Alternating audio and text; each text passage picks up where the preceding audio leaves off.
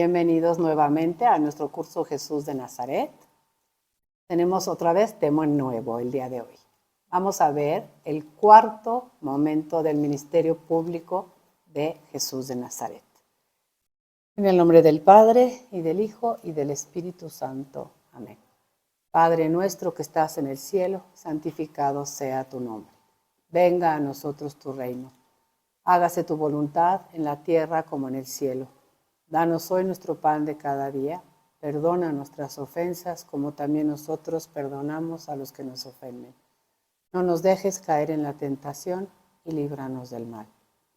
Oh Espíritu Santo, don de Dios y fuerza de lo alto, fuente de agua brotante de vida eterna, desciende y mora en nuestros corazones. Haznos verdaderos adoradores del Padre, condúcenos a la plenitud de la verdad y transfórmanos en testigos de Jesús para llevar su nombre hasta los confines de la tierra. Amén. Vamos a empezar hoy el cuarto capítulo en el ministerio público de Jesús. El primero fue el bautismo en el Jordán, el segundo fue las tentaciones mesiánicas, el tercero es la proclamación del reino de Dios y el cuarto va a ser la misión liberadora de Jesús. Este tema de Jesús que nos libera es un tema de mucha actualidad en la Iglesia Cristiana Católica hoy. Dios ha suscitado muchos movimientos carismáticos por todo el mundo y en todo el mundo ha suscitado estas liberaciones. Yo creo que es un lenguaje difícil para el cristiano católico normal, pero es un lenguaje muy bíblico, es un lenguaje muy del magisterio de la Iglesia también. Entonces vamos a entrar en este tema de la misión liberadora de Jesús con una apertura en nuestra mente, tratando de entender de qué me quiere liberar Jesús, en qué consiste esa misión liberadora de Jesús, porque Él, cuando presenta su misión, se va a presentar con una misión liberadora. Este capítulo 4 tiene 4 puntos que vamos a tocar. Primero, ¿cuál es el punto de partida? ¿Cuál es el punto de partida en el que Jesús presenta esta misión liberadora? Después vamos a ver la actividad liberadora de Jesús en el Evangelio, sobre todo de Marcos y de Mateo. Después vamos a ver algunas acciones liberadoras de Jesús. No les queremos llamar milagros, queremos verlas en este momento desde el enfoque de Jesús que nos libra de algo. Y por último vamos a contemplar a Jesús, misericordia de Dios. Es un tema muy bonito, de mucha reflexión personal, pero hay que dar las bases primero. Entonces vamos al primer apartado, que es el punto de partida. Esta misión liberadora de Jesús, les repito, es un tema de mucha actualidad. Quiero leerles un texto del Papa Francisco que dijo en junio de 2018 sobre esta actividad de Jesús, sobre cómo debemos de ver a Jesús como el que nos va a liberar de todo. Dice el Papa: el Evangelio es palabra de vida, no oprime a las personas, al contrario, libera a cuantos son esclavos de tantos espíritus malvados de este mundo: la vanidad, el apego al dinero, el orgullo, la sensualidad.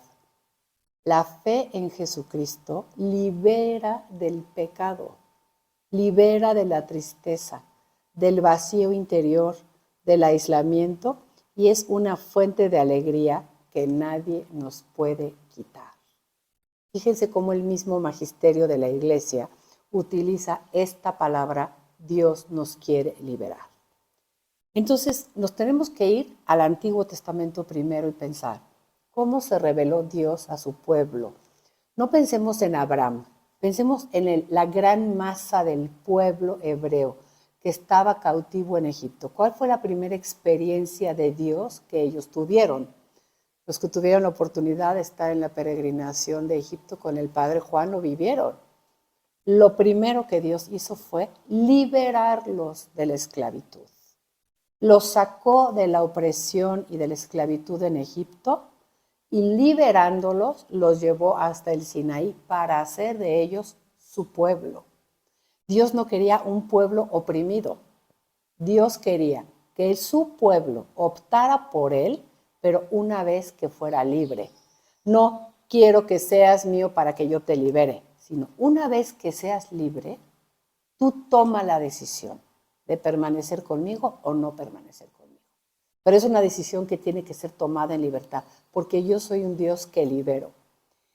Y cuando llegan al Sinaí y les ofrece hacer la alianza, les dice, ya me conocieron, ya vieron cómo soy yo.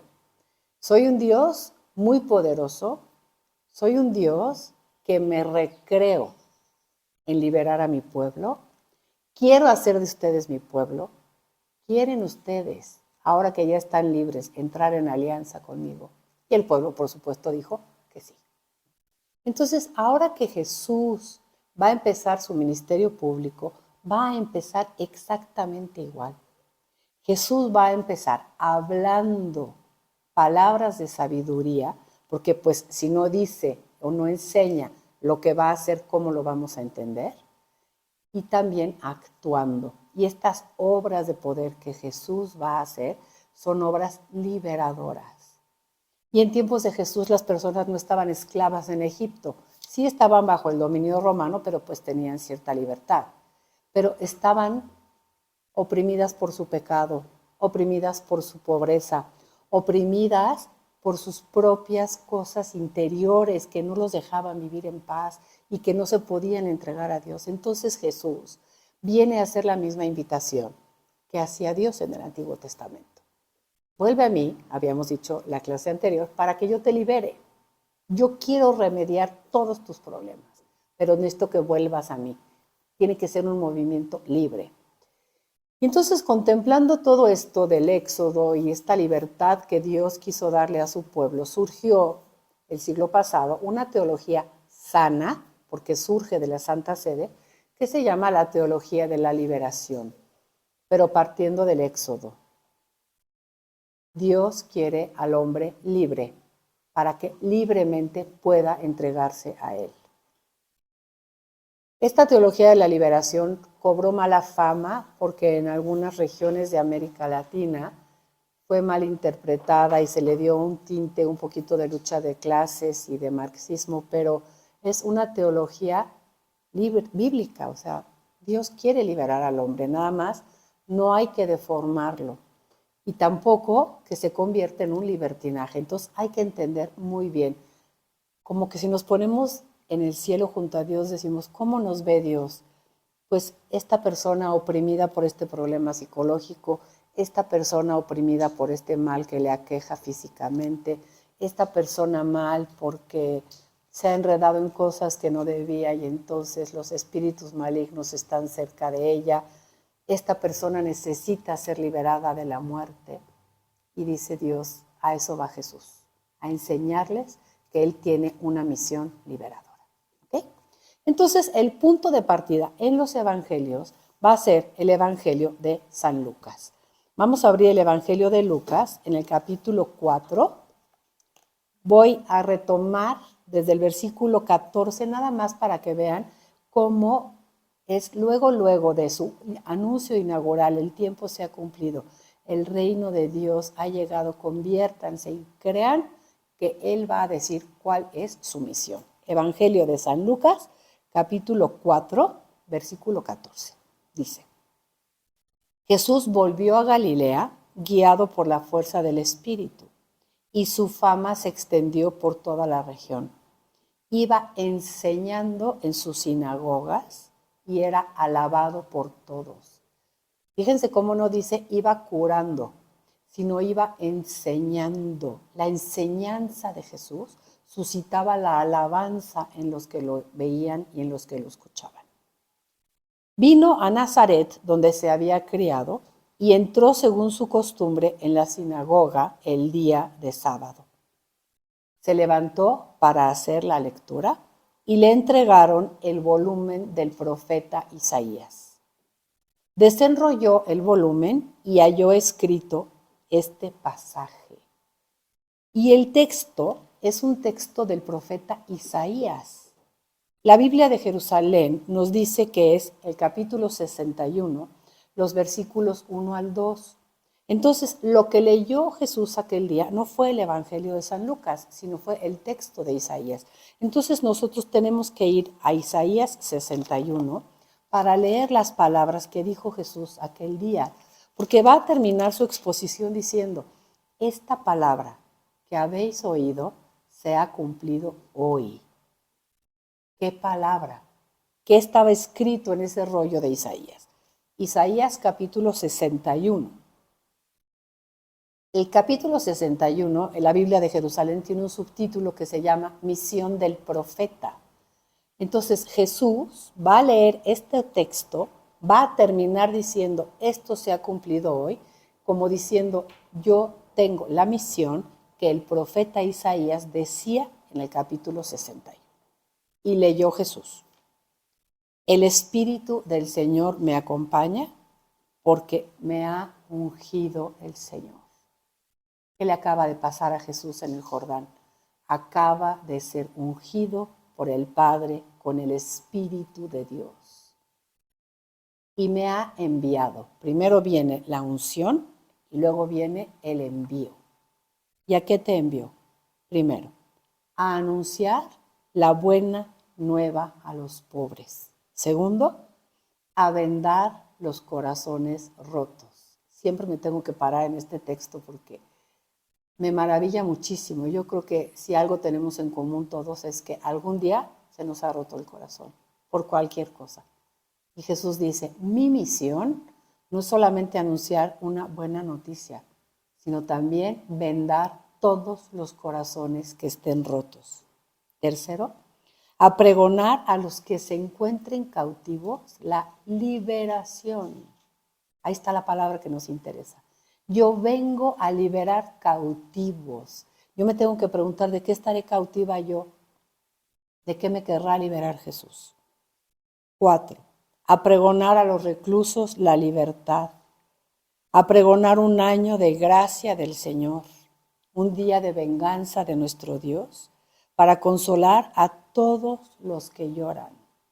Para darles una diadema en vez de ceniza. Un perfume de fiesta en vez de duelo, el alabanza en vez de espíritu abatido. A eso he venido, dice Jesús. Y entonces me regreso al Evangelio de San Lucas. En el versículo 20 termina Jesús de leer este texto, que es el texto que es su punto de partida, y dice, enrolló el volumen, lo devolvió al ministro y se sentó. Sentarse en la antigüedad era la posición propia del maestro. Ahora he escuchado que en las escuelas el maestro no se puede sentar, que tiene que estar caminando entre los alumnos. En tiempos de Jesús, sentarse era el gesto propio del maestro. Entonces, si Jesús se sentó, es que todos esperaban que él diera una palabra sobre ese texto que había leído. Pues es lógico que lo hayan escogido a él, venía con mucha fama, mucha gente lo venía siguiendo, y lo escogieron para hacer la lectura y ahora esperan que diga una palabra. Se sentó. En la sinagoga todos los ojos estaban fijos en él. Comenzó pues a decirles, hoy, ¿se acuerdan de ese hoy, ese momento de salvación del que hablábamos la clase anterior? Hoy se ha cumplido esta escritura que acabáis de oír. Ese texto del profeta Isaías, de por ahí del año 400 antes de Cristo, que anunciaba la misión del profeta como anunciar buenas noticias a los pobres, liberación a los cautivos, vendar corazones rotos. Esa escritura se ha cumplido hoy. Hoy que ustedes han visto las palabras de sabiduría que les he dicho, que ustedes han podido ver los actos de poder que he hecho, eso es la manifestación de que esta palabra de la Escritura se ha cumplido hoy. Ese es el punto de partida de la misión liberadora de Jesús.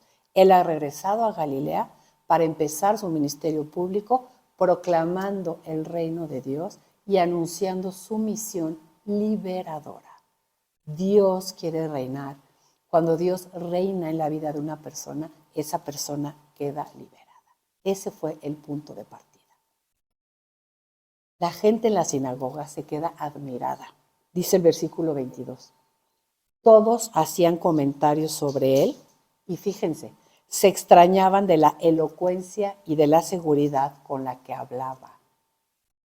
Pues es lógico, la gente de Nazaret lo conocía, él se había ido carpintero, por decirlo así, y ahora regresaba con una elocuencia que no le conocían. Quizá Jesús había hablado otras veces en la sinagoga y no con esta fuerza, con esta sabiduría.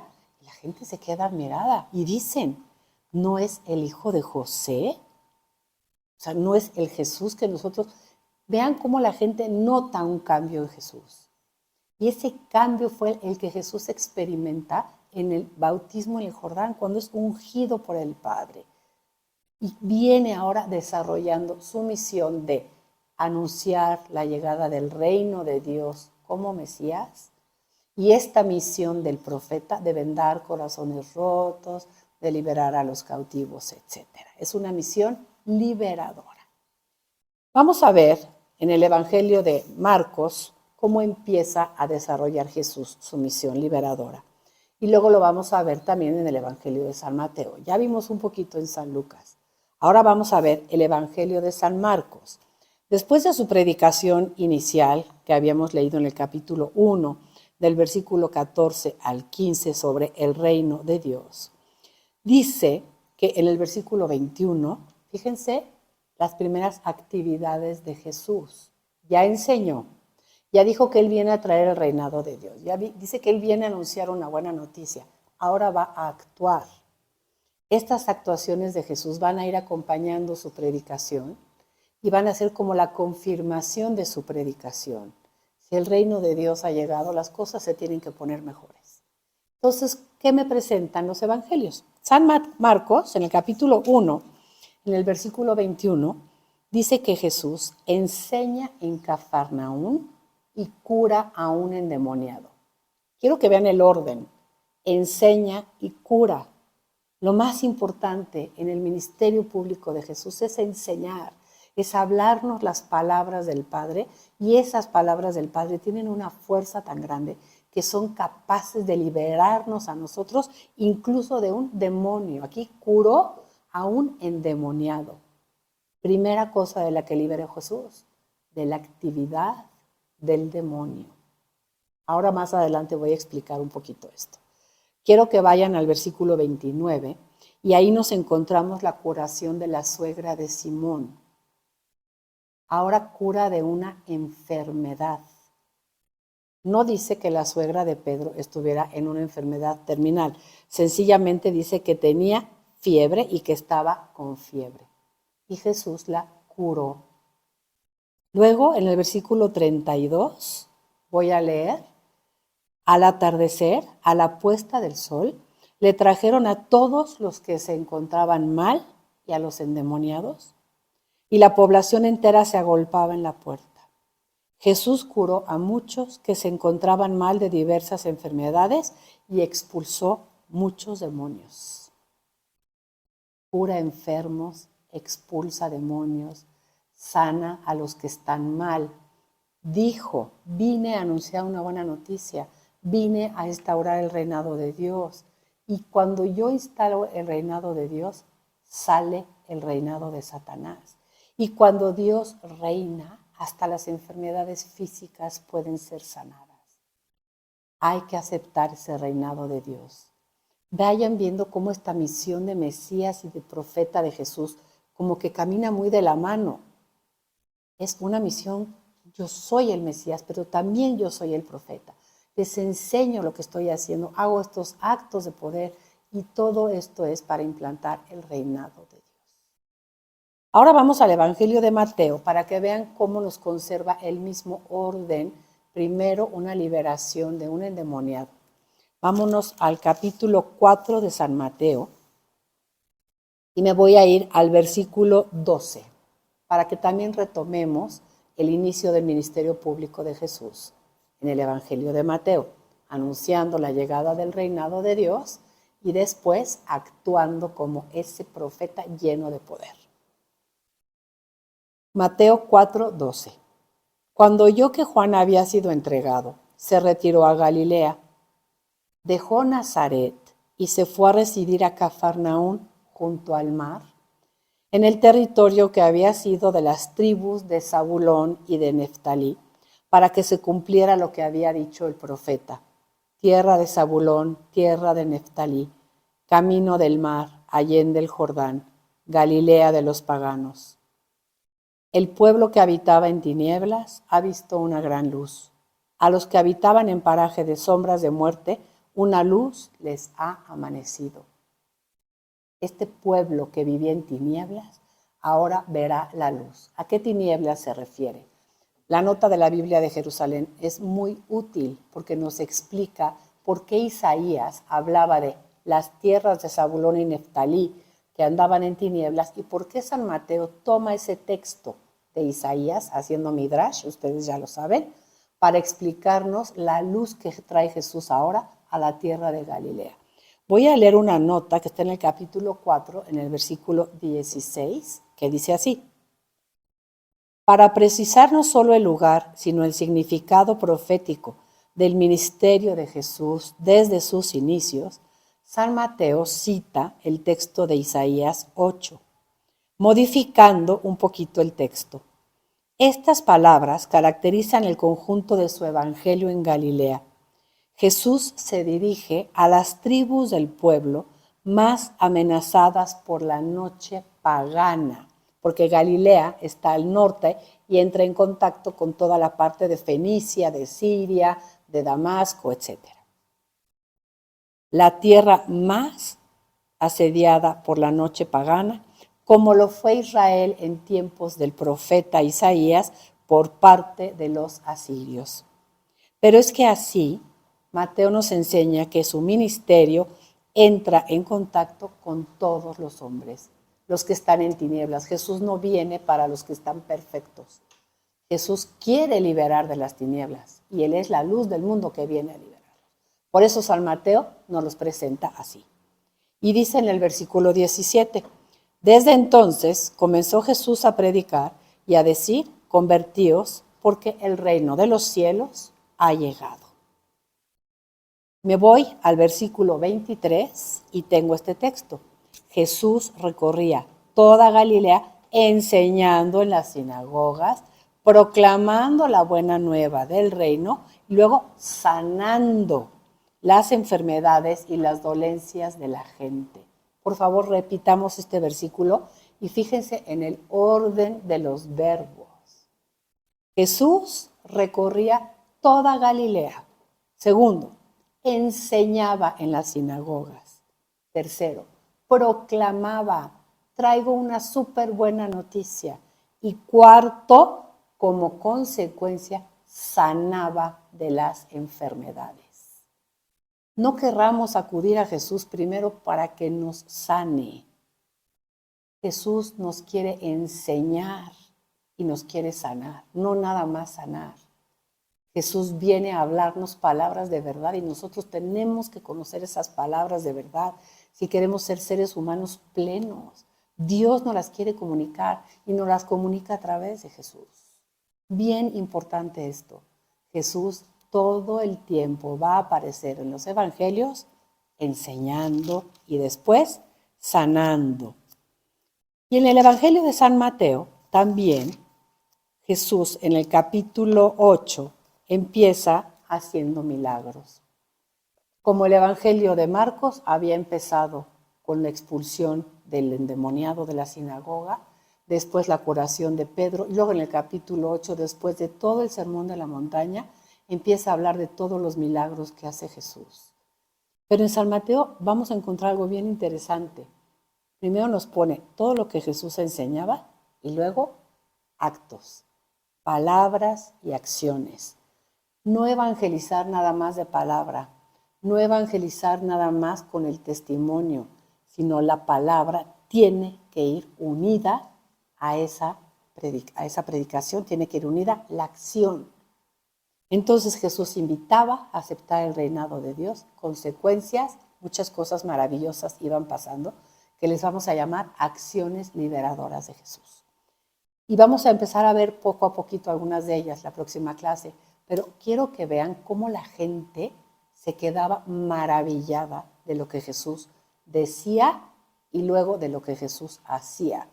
Y que sea una invitación para nosotros de verdad a pedirle al Espíritu Santo, ayúdame, enséñame a maravillarme de lo que Jesús me quiere enseñar. No a tener una fe que quizá es utilitaria por nuestra debilidad y nuestra fragilidad humana, que quiere sacarle a Jesús una sanación o que quiere que Jesús nos resuelva algo. Pon en mí, Espíritu Santo, ese deseo de conocer esas palabras del Padre que me llegan a través de Jesús. Porque yo quiero ser como esta gente que vamos a leer ahorita. Yo quiero ser de estas personas que se maravillaba de las enseñanzas de Jesús. Vamos a leer el Evangelio de Marcos primero. Vamos a leer varios textos. Marcos 1, 27. Una vez que Jesús realiza la expulsión del demonio de la sinagoga de Cafarnaún, la gente dice, Marcos 1, 27. Todos quedaron pasmados de tal manera que se preguntaban unos a otros, ¿qué es esto? Fíjense cómo no dice, hay un exorcismo, sino que dicen, una doctrina nueva, expuesta con autoridad. ¿De qué se maravillaban más? De la palabra de Jesús, de la fuerza que tenía esa palabra que Jesús iba pronunciando, que creaba una realidad. Jesús le había dicho al demonio, cállate y sal de él. Le dijo una palabra. Y esa palabra, dicha por Jesús, produjo una realidad. El demonio lo dejó. La gente se queda maravillada y dice, wow, ¿qué es esta doctrina? De verdad, ojalá que nosotros podamos evangelizar, anunciar a Jesús como una buena noticia, para que el que nos escuche diga, wow, ¿qué es esta doctrina? Yo nunca había oído esto. Yo había oído muchas cosas de mi religión, pero ¿qué manera de exponer de esta persona? Me anuncia a Jesús como una buena noticia. Y cuando yo lo recibo así, en mi vida se convierte en una realidad. Esta palabra de Dios tiene que hacerse realidad también en nuestra vida. Otro texto de Marcos, ahí también en el capítulo 1, en el versículo 45, después de la curación de un leproso, dice que el leproso pues estaba muy contento de que Jesús lo hubiera curado. Se fue y se puso a pregonar con entusiasmo y a divulgar la noticia, de modo que ya no podía Jesús presentarse en público en ningún pueblo, sino que se quedaba a las afueras en lugares solitarios y acudían a él de todas partes. Vean la fama. Todo mundo quería ir a Jesús. ¿Qué palabras decía Jesús? ¿Qué cosas hacía Jesús? Que todo el mundo quería ir a él. No salía él a, por favor, alguien quiere venir tras de mí, sino la gente estaba maravillada de sus palabras y de sus acciones y querían conocerlo y querían ir tras de él. Vamos a verlo ahora también en el Evangelio de San Mateo, en el capítulo 9, en el versículo 35. Mateo 9, 35. Fíjense cómo dice, Jesús ha curado a la hemorroísa, ha resucitado a la hija de Jairo, ha curado a 2 ciegos, ha curado a un endemoniado mudo. Y dice el versículo 35, Jesús recorría todos los pueblos y las aldeas, 1, enseñando en las sinagogas, proclamando la buena nueva del reino y luego sanando toda enfermedad y toda dolencia. El reino es una buena noticia. Que Dios quiera reinar en tu vida es una buena noticia que te sana, que te libera, que te cura, que te venda el corazón que tienes roto. También en el Evangelio de Lucas tenemos esas palabras de admiración. Ya leímos alguna, pero vamos a ver ahora Lucas 4. Voy a leer desde el versículo 31 y luego voy a leer el versículo 36. Lucas 4:31. Bajó a Cafarnaún, población de Galilea, y los sábados les enseñaba. La gente quedaba asombrada de su doctrina porque hablaba con autoridad. Después vamos al versículo, este fue el 31, el 36. después de la curación del endemoniado, dice, todos quedaron pasmados y se decían unos a otros, ¡qué palabra! ¡Qué palabra! No dijeron qué exorcismo, sino qué palabra es esta. Da órdenes con autoridad y poder a los espíritus inmundos y los hace salir. Así que su fama se extendió por todos los lugares de la región.